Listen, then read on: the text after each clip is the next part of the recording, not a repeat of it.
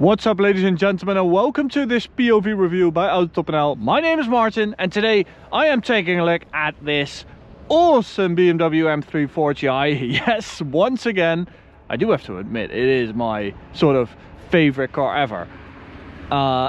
You know, I personally own one, but this one is really next level.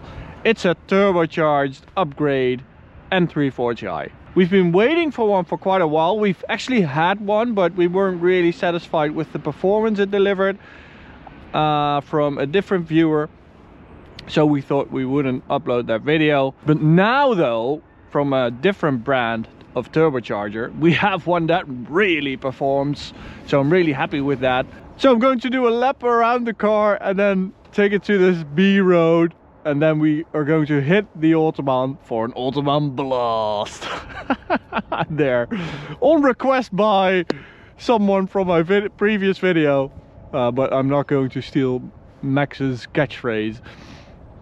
So we have loads of goodies on this car. This guy has really modified it to my liking, because we have quite similar stuff on here. So the first thing I notice are something I wouldn't do, which are these M3G80 replica wheels. So it has a 255 square setup because of the wider wheel, and I'm not really into replica wheels because you just never know. For me, a wheel is quite important, and I want it to be approved by some kind of authority. And behind that we have the M Performance Big Brake Kit. Huge thumbs up for that. Looks really cool, and you get a massive brake disc that is similar to the size of an M3G80. So it's a BMW individual spec. I'm going to see if we can find the color name when we open up the bonnet. Back here, Berg Performance, the tuner of this car. Great company. We get quite a few cars of them, and they sort of always deliver. We really have very good experiences testing their cars. So we have black exhaust tips, and hidden behind that is a full Miltec exhaust, so catless downpipe, and then OPF delete, of course, which you have to do with this kind of power, and then completely straight to the back. We do have a valve system, or maybe two valves, so it does quiet down in comfort mode, which is a good thing. And then this is where it all happens, right? This is where the magic happens. B58.2 second gen with a lot of hardware upgrades. So we have the Wagner tuner intake manifold that makes sure that we don't have the heat soak that we normally have with B58 engine cars, because this has a larger intercooler, and maybe even the heat exchangers have been upgraded. So it's a different type of intercooler than you normally find on a car, because it's water to air, and normally it's air to air. But in here sits a larger intercooler, so you don't have the massive intake temperatures you normally have when you do a couple of runs with these engines. It's really the weak point of the B58, but that has been tackled with this one.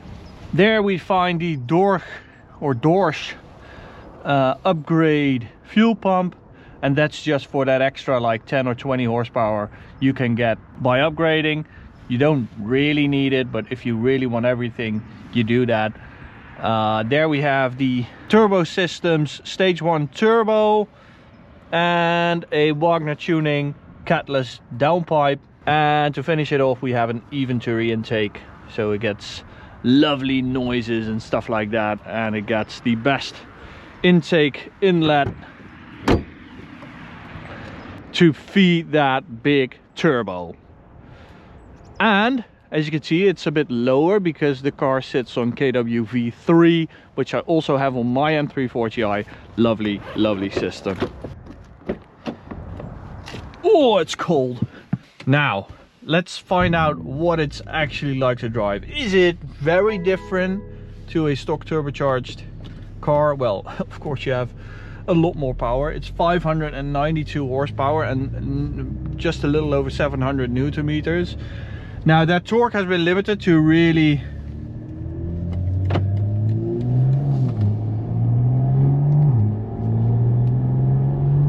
relieve the engine, the internals of the engine, of any massive stress levels. And as you can hear and see and notice, it also has XHP stage 2 transmission software, which is a fantastic game changer for any ZF equipped vehicle. It's awesome what it does with the car. Just like even a stock M340i, if you flash it with XHP, it's such an upgrade. Really fantastic.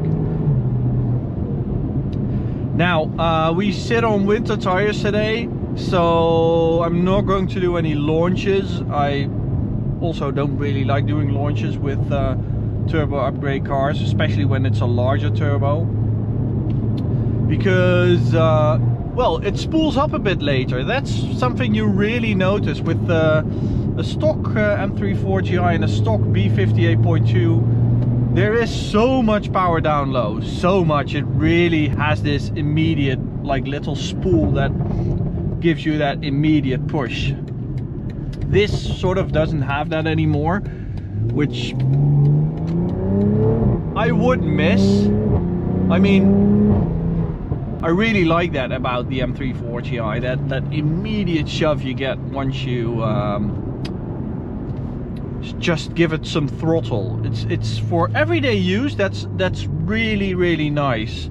It's very different to an M3, which totally doesn't have that. The S58, so the M3 engine, really is a different animal compared to the B58. That's a good sound. But this is a bit more like an S58 in that regard, because of that later spool up. But what you do gain is extra top end boost and power and spool, because that's sort of the weak point of the stock turbo. So you sort of move the power band up a little with the turbocharger. Well, next to just increasing the power, because with a stock turbo you can go up to, like, what is it, 500 horsepower at best on 98 octane fuel, and with this you can do 590. And if you would do 102 fuel, you could do, I would say 620 or something like that, 630 maybe even. So yeah, those are massive numbers.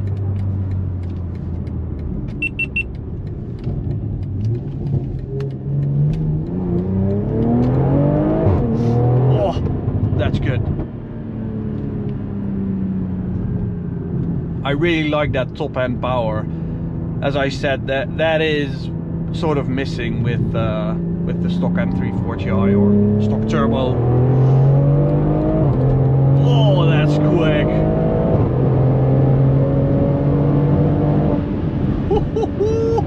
That is quick. So a stock M340i G21, so a touring, they're always a bit slower of course than the sedan. Does a 11.5 second approximately run, 100 to 200, and then like with a stage 1 you do maybe a 9.8, and then with the stage 2 you do a 9, and this, let me demonstrate.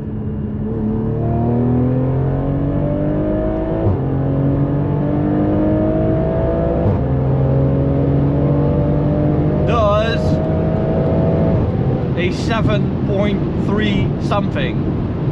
Wow, that is amazing. That is so impressive. That is so fast. What a huge step that is, from around 9 seconds to a low 7. That's really impressive.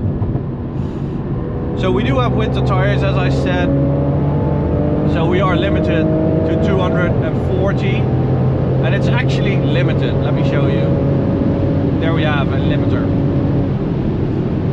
So Berg Performance also told me that they don't want you know, these 300 plus runs that we normally do because of internal stress of the engine, which I totally get.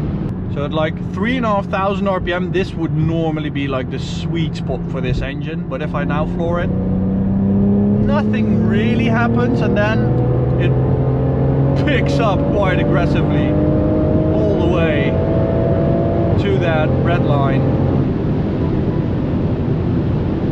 But I really like the way everything is calibrated, so it does feel like an OEM product. It doesn't really have all that tuney features you would expect, you know.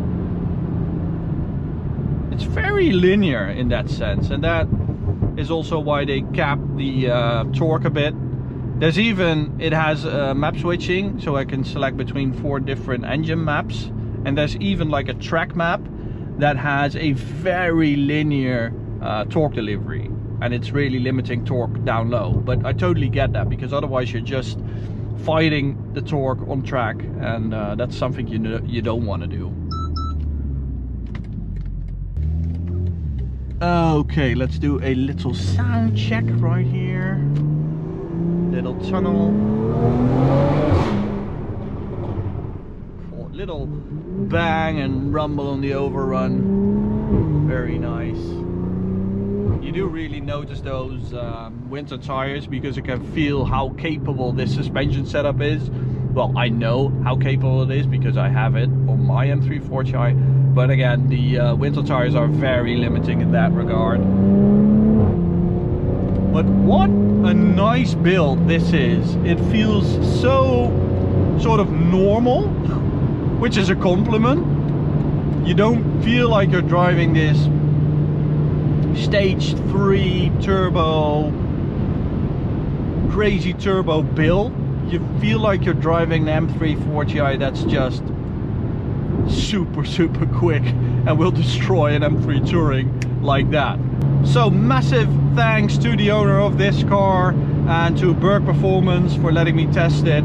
To you guys, thank you for watching. Go subscribe to the channel by clicking right here. It would definitely help us out. Go click this video or this playlist. Bye guys.